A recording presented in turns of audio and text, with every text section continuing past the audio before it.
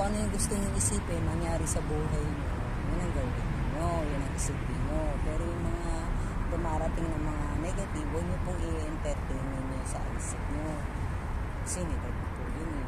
Kasi kung ano yung iniisip natin, yun ang mangyayari. Kung ano yung ginagawa natin sa araw-araw, yun po yung tayo.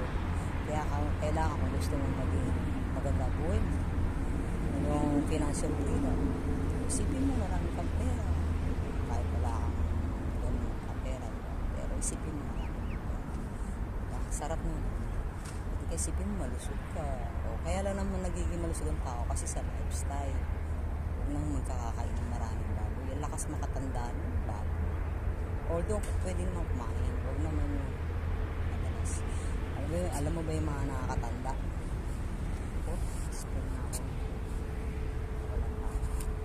Alam ba yung mga nakakatanda?